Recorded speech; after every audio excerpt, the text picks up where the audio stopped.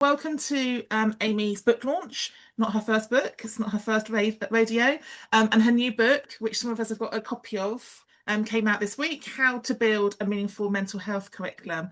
And before the audience got here, the speakers were just talking about the fact that it's really refreshing to have a book written from a teacher perspective about this topic specifically. So, Amy, do you want to just bounce us on? I'll just do a little bit of framing about how tonight is going to work. Here's our rough agenda. Amy has gathered a group of people to contribute. So I'm going to start off, followed by Amy herself, and then we're going to hear from Joe and Lisa, and then we're going to close out with a more open dialogue panel with Amy, Claire, and Benny. And then I'm going to do all the sales pitch at the end to go and buy the book and to do a review of the book because Amy won't do that herself. So Amy, thank you. Next slide, please. Here are lovely speakers. We were just talking about how short all of our hair is. And maybe the question is, where are the men? We've got a very female-heavy lineup tonight, so it's great to have some men in the audience as well. Amy's asked me to just do a little bit of framing about the work we do together. So if we've not met before, I'm Hannah. I am the co-founder of The Belonging Effect, used to be called Diverse Educators. We are a DEIB training provider. Benny is here and Amy is our lead associate. And her specialism is, as you'd imagine, mental health and wellbeing, but also she talks a lot about trauma, psychological safety, and neurodiversity and the intersection of all of those different ideas. If you could go on to the next slide, please, Amy. In all of our training, we run about 40 different training sessions at the moment. We always frame our sessions through what we call the 3 Cs, how we are building consciousness, confidence, and competence in ourselves and others. And that's what Amy's book does. Okay, it brings awareness to all the range of themes and sub-themes when it comes to mental health and well-being. And she's got a real lens on there about that DEIB kind of connectivity. I think a lot of us would say that in our schools or in our settings, you often have one person talking about DEIB and one person talking about mental health and well-being, and actually thinking about how those two connect. And the buzzword of the moment is belonging, and thinking about what it means to belong in the sector, pupils in classrooms and the curriculum, but also staff in the staff rooms, and the wider kind of community. And we think a lot about belonging, as our company is called The Belonging Effect, but think about what does that actually mean? And can we belong if we don't feel well and if our mental health needs aren't being met? Next slide, please, Amy. We also talk a lot about how to co-create safe spaces. And that's one of the threads in all of Amy's training and in the book, the idea of how do we create that psychological safety. She does a lot of work working specifically with beginner teachers, early career teachers, thinking about how we support them through their mentoring in a neuro-inclusive way to manage their mental health and well-being. We know we are at a tipping point as a sector when it comes to recruitment, but also retention. And we've got a very high attrition rate when it comes to people entering the sector. So Amy is really doing some brilliant work with Joe, who you'll hear from later, about how we hold space and how we support our entry-level teachers to manage their wellbeing and their workloads. Thank you, Amy. And if we situate this work through the lens of the Equality Act, 2010 was a long time ago. It needs a bit of an update. But as we know, there are 9 protected characteristics that we have a statutory responsibility to be thinking about. And if we really look at our data in our schools, our pupil data and our staff data, and we look at that data, like the mental health and wellbeing data, for example, or the safeguarding data, through the protected characteristic lenses, and we think about that intersectional approach to this work, you will often find a pattern or a trend that those who hold a protected characteristic, those who are marginalised in other ways, are also the pupils and staff who have mental ill health. And thinking about the impact that racism, homophobia, and other isms have on people at a school level is really important. So some of the questions to think about is like, who feels safe in our school? Who gets to belong in our school? Who is flourishing and thriving? And thinking about the work that Amy is doing on mental health and wellbeing in conjunction and in collaboration with these different identity groups. Thank you, Amy. And what the book is really inviting us all to do is to think about how we move from being reactive to proactive, what the entitlement is within the curriculum, rather than doing some tutor activities, doing some assemblies, thinking about what the actual curriculum needs to look like and how we are educating from the get-go, whatever age and stage our young people are at, for them to understand how to look after themselves and how to look after others as well. I think that's the last slide for me, Amy, is it not? Yep. Yes, it is. So do you want me to do this bit? Because I know you don't want to talk about yourself. Go back a second. Okay, so Amy hates talking about herself, hence why I'm doing some of the talking here. So a little bit about Amy's bio is here. Years of experience working in the sector, working in schools, and then becoming a freelancer. But for the last year, she's also been working part-time within a special school setting, and working specifically in supporting young people with those additional needs. She wears multiple hats and she has lots of different collaborations, including working with the Chartered College of Teaching and Education Support on some of the different projects around staff mental health and well-being. And as I've mentioned, this is her second book. The first one was really about the adults' mental health within schools. Thank you, Amy. And she's going to go into the book now, break down the book for us. We're going to see this lovely front jacket multiple times. And she's very kindly picked a shirt that picks out all the colours from her front cover. So over to you, Amy, to tell us a bit more about the book itself, your why for writing the book, and the kind of the content you have pulled together. Lovely. Thank you so much for that intro, Hannah. That was really helpful to give it a bit of a context. So, I thought it'd be really helpful to talk about, first of all, why I wrote this book. I've been very lucky to do lots of different teaching with different schools, and to try to kind of teach the lessons that I've created within the second part of this book in real classrooms with real students to see how it went. And as I was doing that, it's a very, very complex process. There are lots of kind of trial and error things that go on where you kind of miss the mark sometimes. Um, but actually, it was really important that I tried and tested what I was then going to write. And when I was delivering the lessons and creating a mental health curriculum in a school that I'd worked at, there wasn't really anything out there that was kind of giving me what I needed in terms of a walkthrough guide. There are a few kind of references here and there that I could pull from different sources, but actually kind of a comprehensive set of lessons just weren't in existence. And that kind of sowed the seeds, I guess. So I guess the national context for young people in terms of what's going on in terms of their mental health is really important to understand, because we need to make sure that we have a mental health curriculum that is meeting the needs of the young people that we're working with. And actually, there are so many more referrals to CAMS, which is the Child and Adolescent Mental Health Service, than ever before, to the point that it's now about 8% of all young people in England. So that's a staggering figure in the first place. But then actually, when you have a look at the reports about what happens to those children that are being referred, actually 31% of those referrals are closed without them being given any extra support. And so that means that they are existing in our schools on a day-to-day basis without getting any extra interventions from other services a lot of the time. The other statistic is around the waiting list. So 36% were waiting for over a year to get any interventions at all if they've met the thresholds. So again, they're young people in our classrooms that aren't necessarily getting the support they need at the time they need it. So how, as schools, can we start to think about teaching about mental health from primary level onwards to really get them to think about how can they manage emotions, and how can they be as regulated as possible during the school day? Because if they're not regulated, then they won't be able to access learning in the best way possible, and it can really inhibit their ability to have meaningful relationships with other people, both children in their classes, but also with teachers and other support staff in school. So those were kind of that was the context, and I know that obviously everyone working in schools will reflect on that and think, actually, yeah, that is the picture of what I'm seeing and what I'm hearing.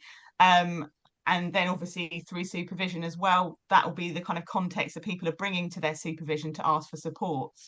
So basically, if we have a mental health curriculum that is delivered by staff who have been given the right training, it can help kind of a whole school approach to mental health and well-being. It also allows young people to understand what are the steps that they can have to support their own mental health, but also when they meet that threshold for asking for support from other adults if they need it. And alongside that, it's really important that we're safeguarding staff and giving them the right kind of training, because lots of the topics within the book are things that affect human beings. And so if we're trying to deliver lessons on that, it's really important that staff have those lessons in advance as much as possible, but also can be honest about things that they might find tricky delivering those lessons. So the overall context for staff mental health as well, which is kind of, as I say, one of the main things that I wanted to talk through in terms of delivering the curriculum, is that all of the reports from the Teacher Wellbeing Index from Education Support every year show kind of the amount of things to do with how teachers are struggling with stress and all sorts of things around struggling with their well-being. So if the adults that are delivering the curriculum aren't regulated and aren't supported, how are they possibly going to help children talk about their mental health and help them to regulate as well? So in terms of the structure of the book, there is kind of two parts to the book. The first part is around the wider context about the mental health curriculum. So it's about what do we need to have in terms of recognizing what is the landscape of school mental health for your context, because obviously different schools will have different contexts, different makeups of students in terms of SEN, PP, the different kind of backgrounds they come from. And then I wrote a chapter about the leadership and management of school mental health, because again, if that's not kind of well established within a school in terms of the leadership team supporting the development and the delivery of this curriculum, things can start to go wrong quite quickly. The staff training that staff need to actually feel confident and comfortable delivering these lessons is really important as well, because it's not like other subjects where perhaps it's kind of factual information that you just have to learn and then regurgitate and teach that way. A lot of the kind of lessons are around discussing quite personal things. And if teachers don't know how to create those psychologically safe spaces for young people when they're delivering these lessons, then they just won't be as impactful and meaningful at all. Um, part four of the first half of the book is around how can your curriculum model establish your mental health curriculum. So is there stuff going on kind of in the wider school community in particular subject areas that you'll need to consider alongside kind of actually discrete lessons that are taught through PSHE or tutor time activities or assemblies? How can you frame this particular part of the curriculum within the wider message of the curriculum that's going on?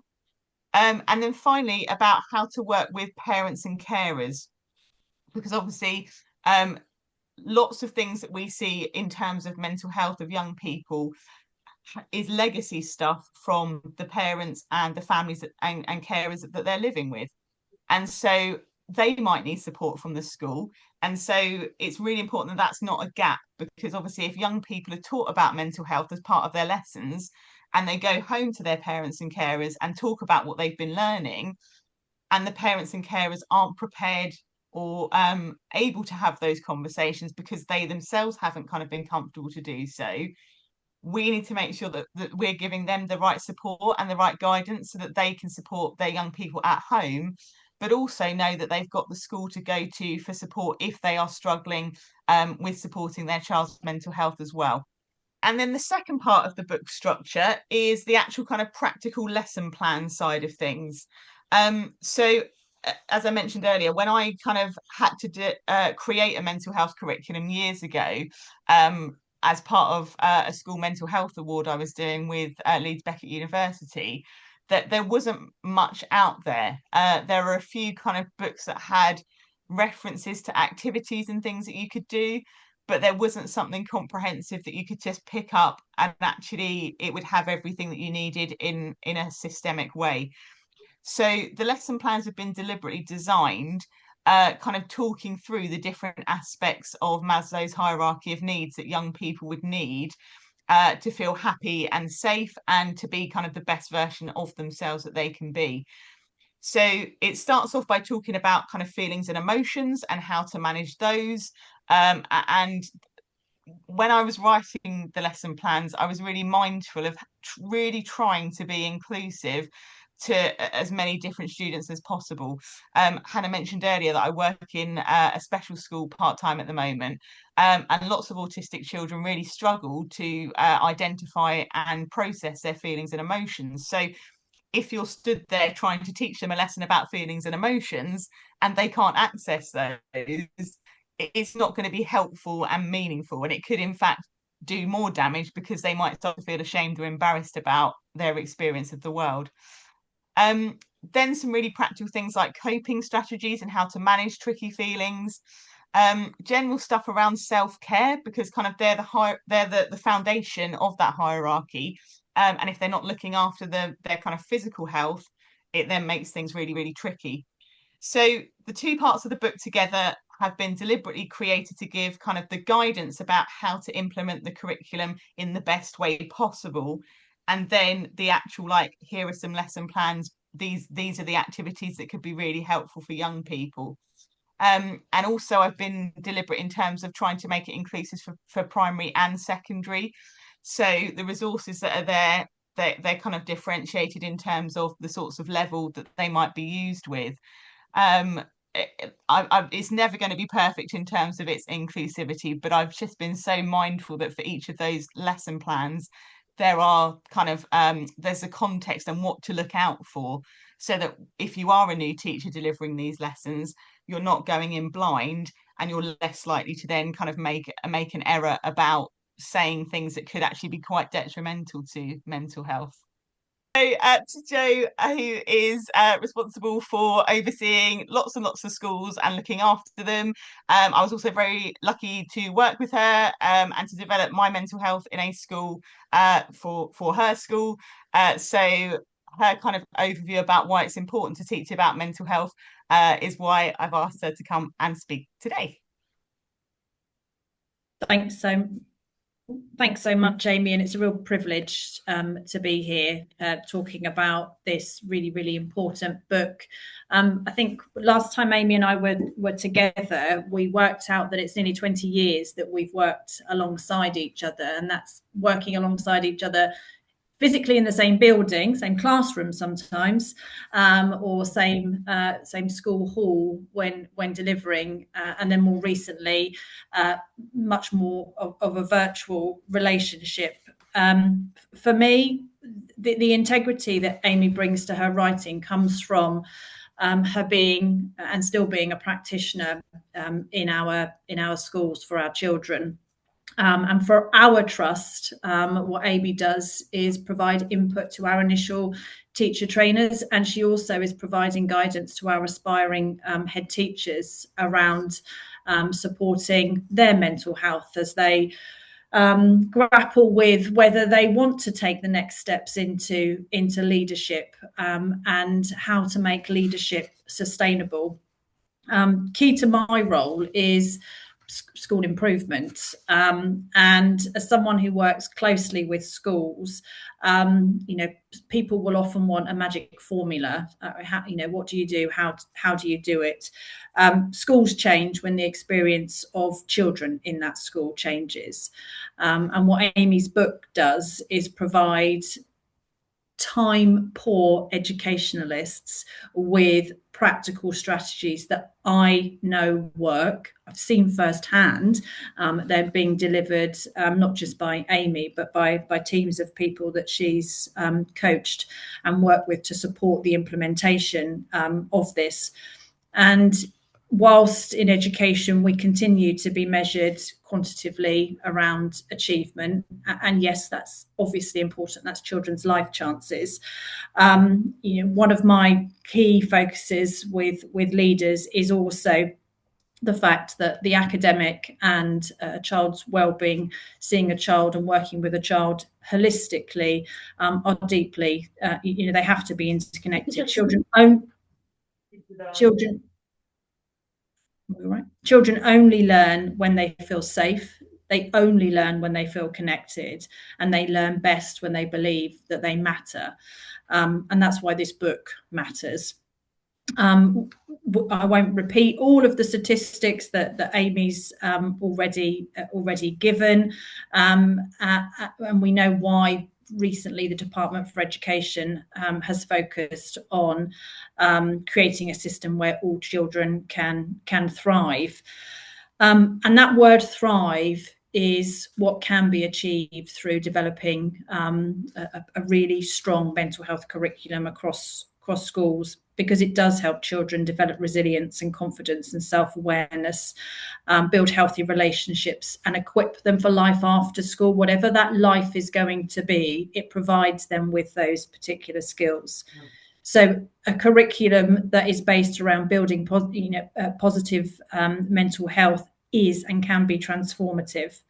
It's not about waiting until a child is struggling. And again, Amy's proactive approach to this throughout her whole career has been about building systems that ensure this is in place before children get to that point, so that they can regulate their own emotions, recognize signs of stress, know how to seek help and ask for it, because they have a voice that matters and can ask. They can ask for help. How they manage their setbacks. And we know children, as they go through the key stages, particularly our most disadvantaged learners, our most vulnerable learners, their resilience deteriorates over time. And it is only by putting in proactive opportunities for children to think about and practice how to develop positive mental health, and be open to having discussions about mental health, that they're able to develop that resilience.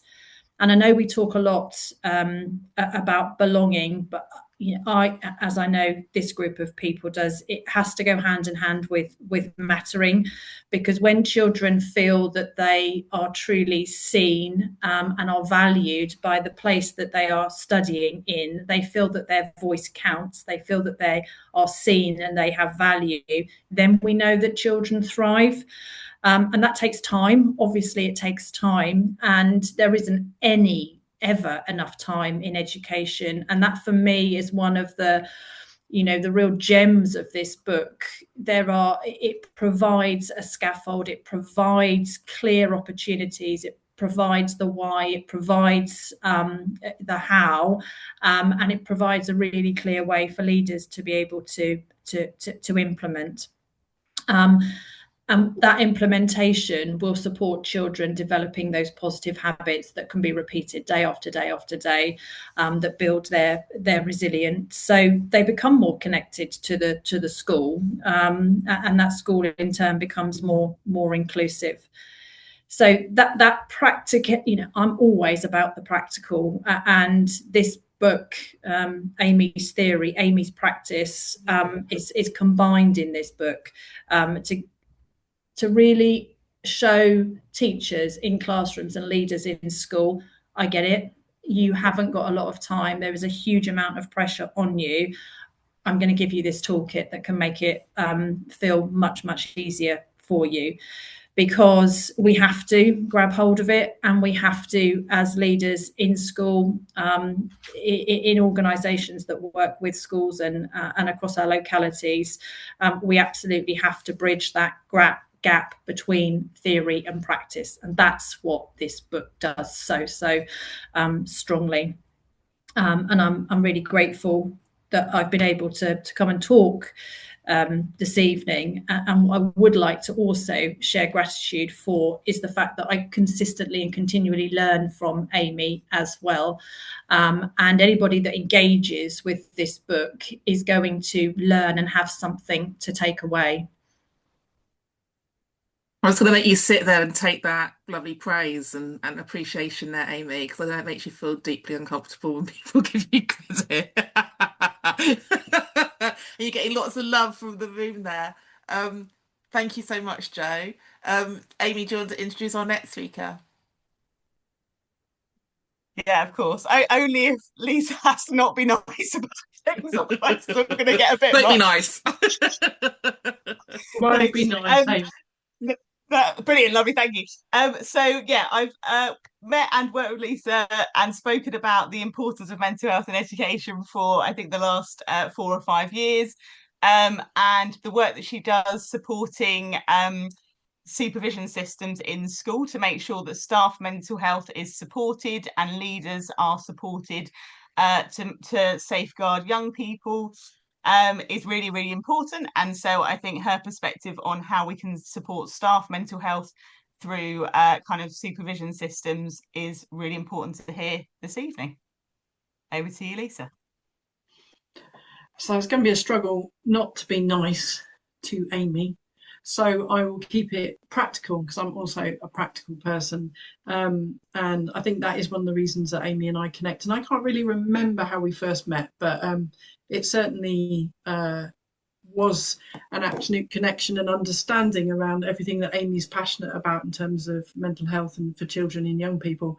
Amy, as far as I can tell, has always understood that supervision is a missing part of that jigsaw puzzle in education, and that is where we have deeply connected. And everything that I sort of planned for this time has just been about to be modified by everything that I've just heard. So I'm just going to like wing it really, Amy, if that's all right. But just for those in the room that maybe don't know what supervision is or where it's come from, supervision is a professional, confidential conversation that happens on a regular basis to talk about who you are and how you are at work. Just let that land for a moment. And it's come over from mental health and social services, where it's good practice from the moment that you train, and is in recognition of the emotional weight and labour of that kind of work. And I have worked with children and young people for the last 30 years, and as a therapist, and I've been a supervisor for over 20 years. And somewhere in the background, it always niggled at me that supervision didn't exist in education. And actually, it was a throwaway comment by a head teacher in a school where I was working as a therapist supervisor, who said to me, "Oh, Lisa, just imagine how many lives of children you could change if you delivered that supervision thing to head teachers and senior leaders." And that kind of really hit me. And in a way, here we are. So set out a few years ago to begin offering supervision and education to senior leaders. My aim in doing that is always to work across the entire setting. So I believe that supervision is important for everyone, but actually in a sector that has no experience of supervision, in a sector that culturally is all about knowing, and which increasingly struggles with being allowed to not know, to be reflective, to engage with the messiness of what it means to be human. Supervision is really kind of countercultural.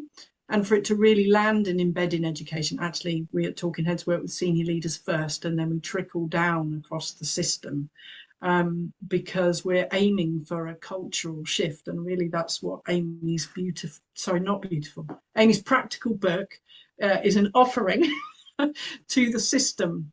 And supervision really is that missing bit of the jigsaw puzzle, because turning up to supervision is very much about allowing you to turn up with who you are and how you are and what the impact of the work has been on you. So I would love to just give you a little composite case study of a young person who we will call Tommy in year 6. And he was in foster care, and he was about to be adopted, and things were really changing for him at school. Everyone was expecting him. That's an important thing, that kind of pressure of expectation, to be really happy about the fact that he was moving towards adoption.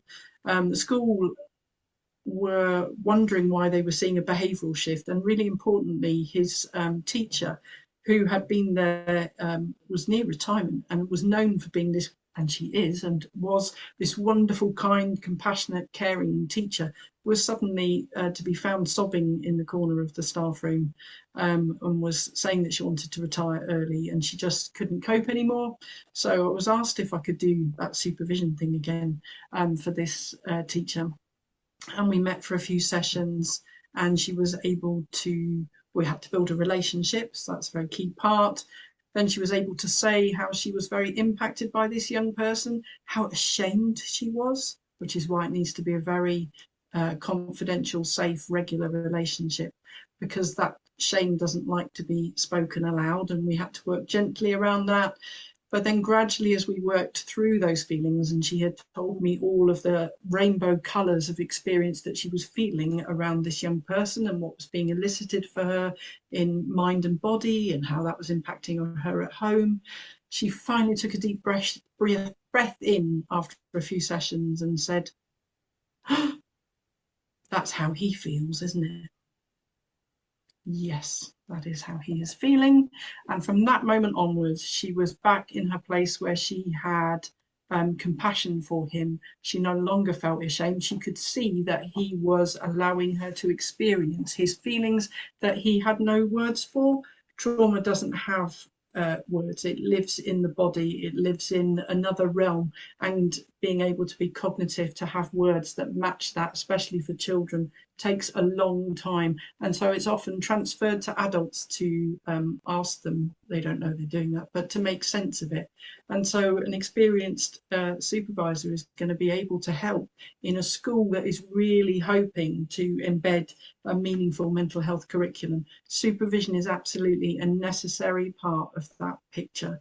And it really does begin with that senior leadership team also engaging in supervision for themselves, not only because they need it for their role, but also because then that said it will change how they communicate with their staff team and the rest of the school. There will be a shift in the language that they're able to use, the complexity. They will be more resourced. There's more capacity to engage with the messiness of what it means to be human. And I've got a lovely, not lovely, sorry, I've got a quote here from Amy's book, which is on page 4. If a child knows that it's safe to talk about traumatic things that are happening, it can biologically change the impact it may have left in their physical body, and they will be more likely to be able to cope with adversity in the future.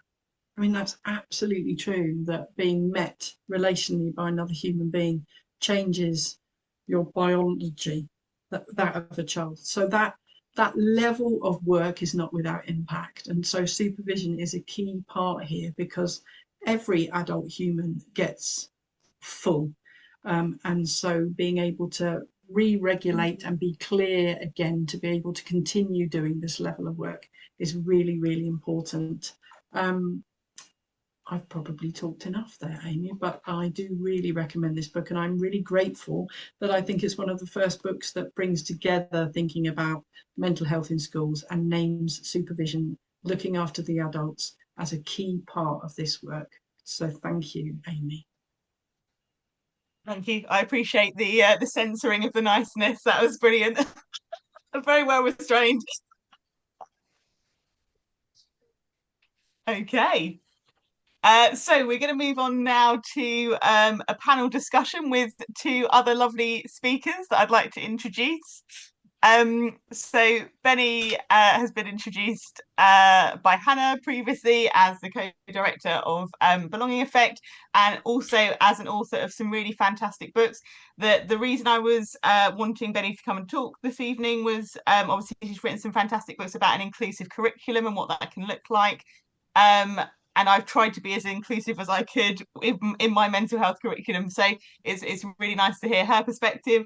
And Claire, I connected with originally when I wrote my first book about staff mental health, because Claire had written kind of the first guide about how to be a senior mental health lead before it was a thing, and a really kind of practical guide about what that looks like on a day-to-day basis. So really wise people, and just a couple of kind of panel discussion questions that I wanted to open up and to hear their thoughts on. So the first question that I would like to open up and talk about is around so what an inclusive mental health curriculum is like, and why it needs to be part of kind of the whole curriculum model for a school. So if I can ask Benny for her thoughts on that first of all. Well, first of all, I have to say congratulations on the book. It's a brilliant read, and I found myself just nodding all the way through it. And the one thing that did strike me amongst many other things was just how much care and attention you paid to thinking about not just socioeconomic disadvantage, family status, but also identities around race and disability and neurodivergence, And, when we think about any kind of curriculum design, and I think it's becoming increasingly clear that we cannot create Frankenstein's monster by just patching on bits to schools. Um, and the work of diversity, equity, and inclusion is essentially safeguarding in mental health work.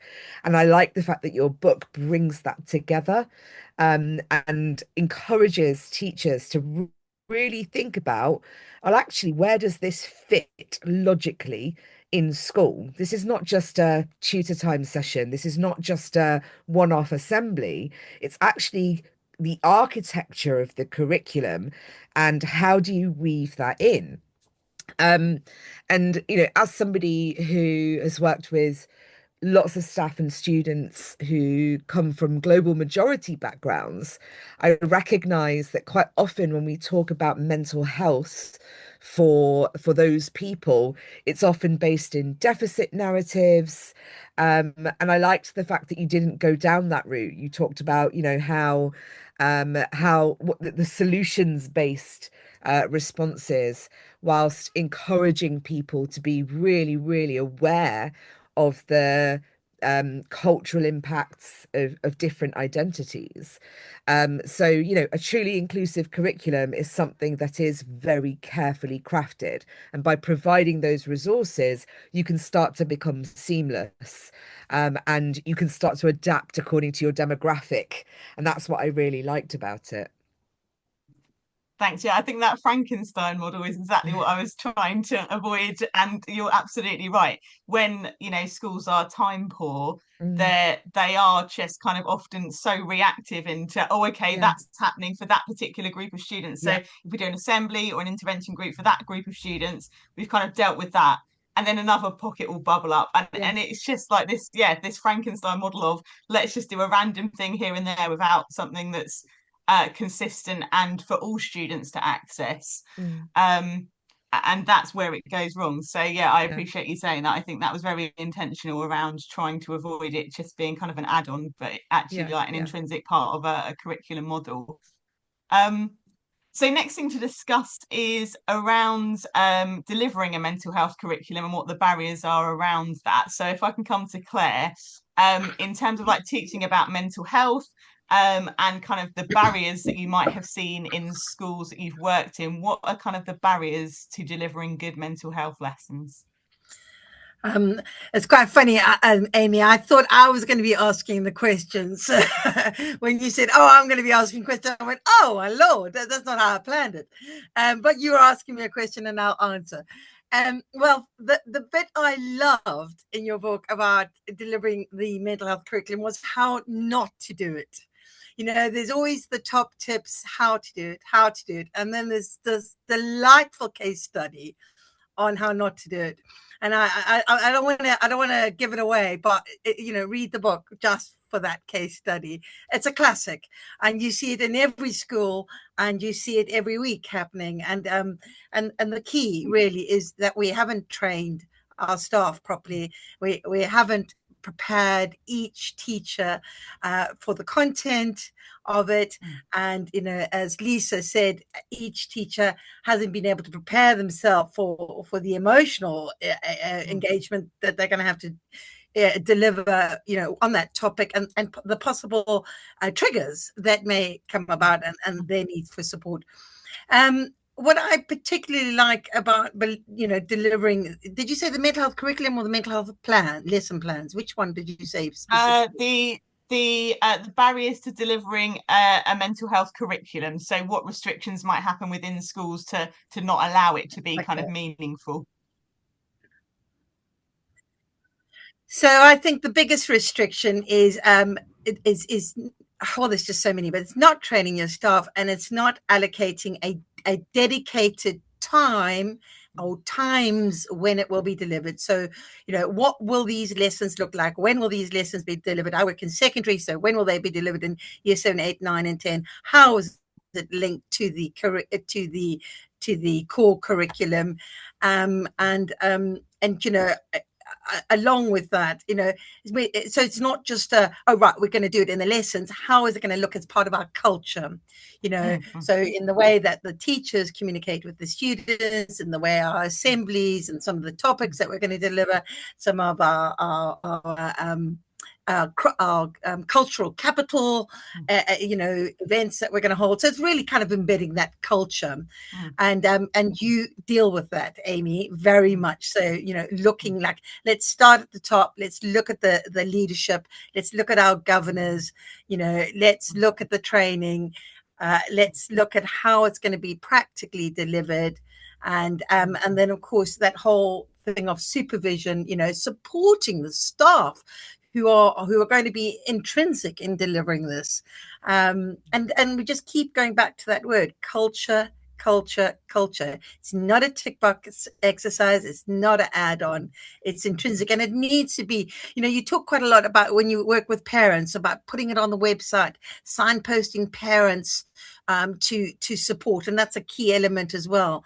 And in fact, that's one of the questions I have for you is, you've got these amazing lesson plans, okay, and you've got this culture that's happening in the school, and it really is a special space, your school. But how do we engage our parents who weren't fortunate enough possibly to have had these lessons when they were at school?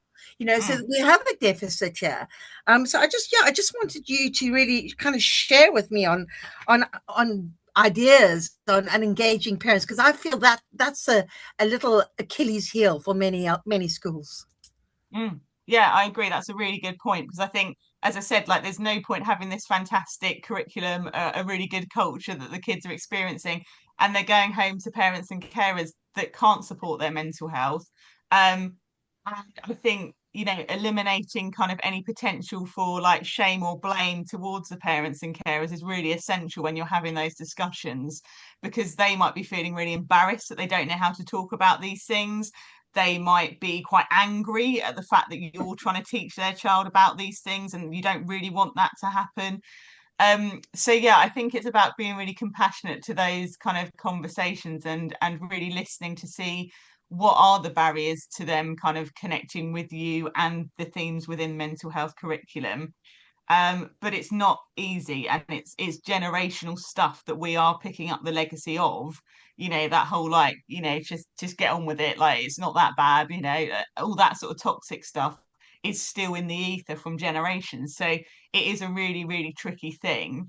Benny, can I bring you in to bring your perspective on what kind of work can we do around parents and carers to support kind of the inclusive curriculum idea? Well, I mean, the first thing we need to do is get your book into schools, because, when I was reading it, and some of you will know I'm an adoptive parent to two young children, who have experienced trauma. And we know the statistics on mental health around young people who've experienced that kind of trauma at such a young age. And I remember reading it and thinking, if I can just put this in front of my school, my children's school, there's so much in here that they could tap into. Now, I'm really lucky that the school my children go to are trauma informed, but I also know I sit in a very unique position as an educator with experience in this space. So it's not hard for me to go and talk to the school about mental health and proprioception and feelings and art therapy and all of those things. But I'm really conscious that there are some people who don't have access in the same way that I do. And it's one thing to read the book and absorb it. It's another thing to think, well, what's the plan afterwards? How do we, and I never like to call them hard to reach communities, how do we get to communities who just have more barriers, whose children also struggle with their mental health in some ways, in multiple intersecting ways. And that requires really proactive work from schools, where those one-to-one sessions in the meetings about behavior have to be conversations about mental health and trauma and neurodivergence and all of those things, so that there is a way in. I think one size fits all very rarely works. So yes, you can put it on the website. Yes, absolutely, promote what you're doing, talk about what you're teaching, but those individual conversations with parents who will be genuinely struggling, and so disheartened about what's happening with their children, they need somebody who truly understands what that feels like. Now, I used to dread going to the school gate. We have periods of brilliantness and we have periods of chaos. And, I was able to say, please don't talk to me at the gate in front of other parents about my child's day. Advocate for myself. A school needs to advocate for its parents as much as it needs to advocate for its children. And that means being really thoughtful, and considering it from a parent's perspective. And, I don't think it's easy. I don't think you'll ever get that kind of buy-in and input. But I know that from the research, parents of pupils with SEND in particular are often the most involved in school activities. There's a bit of a captive market there. So how do we, if appropriate, use that space to think, okay, well, let's start down this path and see where it leads us. Yeah, and not be shy about inviting parents in or going out into the community. It's one of the things we did at my last school. Went to the local community centres for our Roma population and did sessions there because people didn't want to come into school. It's not impossible. It's difficult, but it really takes that person, people, team to be really proactive about this work. I think that's a really good point. It's that flexibility, isn't it, of how we can make parents and carers feel comfortable enough to engage with schools when they might have had some really poor experiences themselves educationally, like and relationally. The horror stories of what teachers used to be like are still there. Yeah. And so, yeah, how do we access families? And I think that's a really good example, like going into a community in a space that they feel is safe. They might not feel that school is a safe place for them. Mm, And being mindful about, how can they access information? So there might be some parents and carers that are illiterate and can't access the resources that we're putting on the website. So, they're going to feel ashamed and embarrassed about that potentially. How can we preempt that and have that conversation with them about actually, as a tutor, I know that your child is about to do some mental health lessons. I thought it might yeah. be helpful to just touch base and see, like, these are the themes they're going to be talking about. Is there any help you'll kind of need from us to support with that? And they might say no at the time, but I'm pretty sure they might have a chance to think about it. And then often they come back and say, actually, yeah, I would quite like some help. Yeah. And this is what it might look like. But as you say, like the legacy of different communities and how they've experienced education is such a barrier because some of them are literally physically petrified about going into a Yeah. school building in the first place. So then having a Yeah. conversation about something that makes them feel vulnerable is like it's just too much It to kind of is. manage. And just on that, one of the things that has occurred to me recently, a friend of mine has a teenager who is turning 18 who's always struggled with his mental health. One of the things that we don't talk about is how, schools can do so much, but when they get to 16, there's a real sharp drop off in support. They're not children anymore, but they're not really adults anymore. And, in some ways, I kind of want to give the book to parents of those children and say, these are the things you should be seeing or you should have seen in the past. I know that's after the horse has bolted, but it's a kind of national scandal how little support there is for 16 to 18-year-olds, considering, EHCP's got up to 25. Yeah, absolutely, absolutely. You're right. And actually, as you say, like, yes, the horse has bolted, but actually there are still really core things that could be kind of Mm, habit-based stuff that will change their yeah. life over time. And I suppose, their experience of school is kind of finished, but their ability to kind of learn those kind of tricks and techniques and ways to regulate themselves and to get support is so important. So actually, in terms of like sixth forms and colleges delivering kind of sessions around this, it would be absolutely something that could be done. But again, it just needs those kind of specialist training for staff, because again, you know, the what not to do things are actually things that I have seen happening. You know, like some of them are not fictional, sadly, and that's not to, you know, shame or embarrass anyone. It just is the reality of people not having enough time to have a look through the lesson plans, or not having a chance to kind of engage with the topics themselves, so they're not kind of emotionally able to access things. Okay, let's come to our final question. So if I can come back to Claire, if that's all right, or is Claire going to ask me a question? I quite enjoyed that. I tried to ask Claire a question. She was like, I'm not having any of that, so I'm going to ask Amy a question instead. I enjoyed that. So Claire, I just want to talk, because obviously your book was the second book was around kind of a planner to help mental health leads kind of navigate the role in schools. And in your role as kind of mental health lead for a school, did you see examples of a curriculum being kind of delivered in the setting that you worked at, or were there things that you kind of wanted to add to what was going on in your school when you were there? Oh, it's a really good question. Gosh. Certainly, it was quite difficult to put the curriculum together because, as you say, you had to sort of borrow from Peter to pay Paul kind of thing. You took a bit from here and you took a bit from there, and you sort of hodgepodged it together. So I think the thing that was missing was just kind of to a certain degree the flow, you know, and also I think you know, a mental health curriculum is also got to be right for that particular demographic, and it's got to be right for that particular school, and so one size doesn't fit all. You know, I wouldn't just say, you know, take this and there we go, there's your lessons. I think you've really got to listen to your stakeholders. You've really got to look at the needs in your community, and be prepared to adapt it the whole time, so you're meeting that need.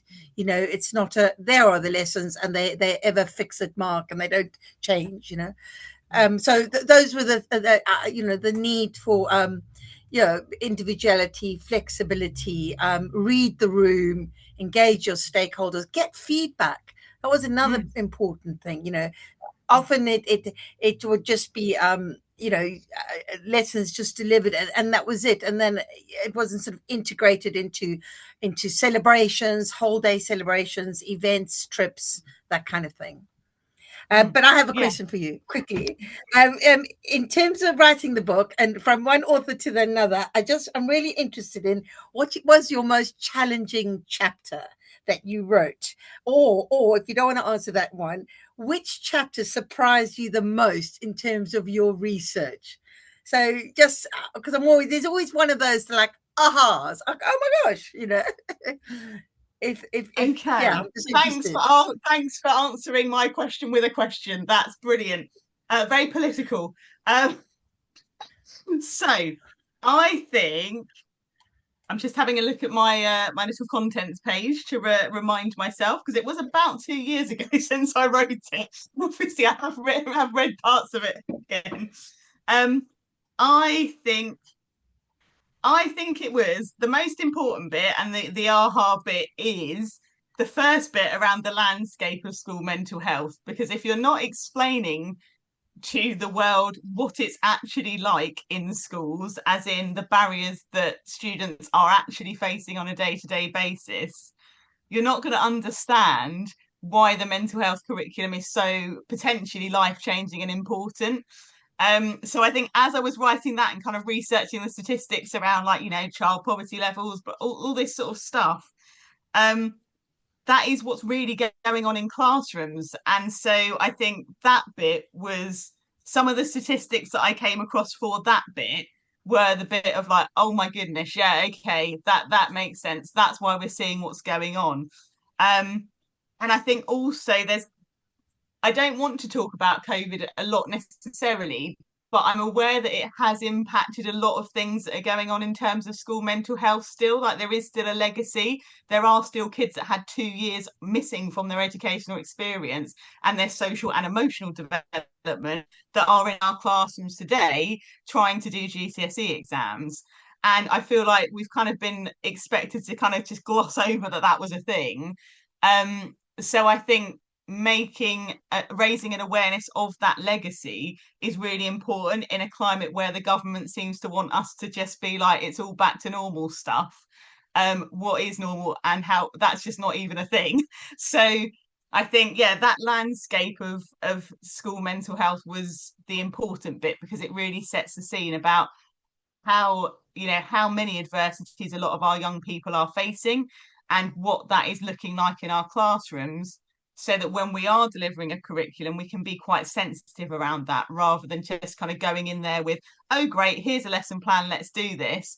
Actually, let's look up the makeup of our classes before we're delivering the lessons. Okay, those children I know have had those things go on, how am I going to change the lesson to kind of make sure that their needs are met? So thank you for asking that question, but stop doing it now. No more time for any questions now. Thank you very much. You've also done my bit, Claire, which is fabulous. Amy, can you just bring a couple more slides up for me, please? I'm conscious of the time. A few people have sent apologies. I've had to go pick the kids up. So I just want to do some wrapping up. So the questions have been done. I've sent you Amy's LinkedIn details. So if you did have a question you wanted to ask that's not in the chat and Claire didn't ask it for you, then please do reach out to Amy. I just want to really recommend that people go and buy the book. You can buy the book from any good bookseller directly from Sage. You have a 25% discount here. So if you are going to buy a couple of copies, perhaps for the staff library, you might want to buy them in bulk. You might not want to buy on Amazon, but if you could put a review on Amazon, that would also be really, really helpful. I've read a statistic that only 12% of book readers actually review the book. And social media posts are great, but actually people do go and check out those reviews on Amazon. So I'm going to embarrass Amy now by showing her first two reviews. So if you want to go on to the next slide, please. I think it might actually be Claire's review. Here it is. The lovely Claire has been very, very efficient in reading the book and also already posting a review. So you've got 2 5-star reviews already, Amy. And Claire talks about how it's invaluable. It's a how-to, not a how not to. It's reflective and it's comprehensive, a comprehensive roadmap for classrooms. So that's your first review. I'm not sure if you know who the next person is. I think it's Matty Moo or Marky Moo. Matty Moo. Do you know who that is?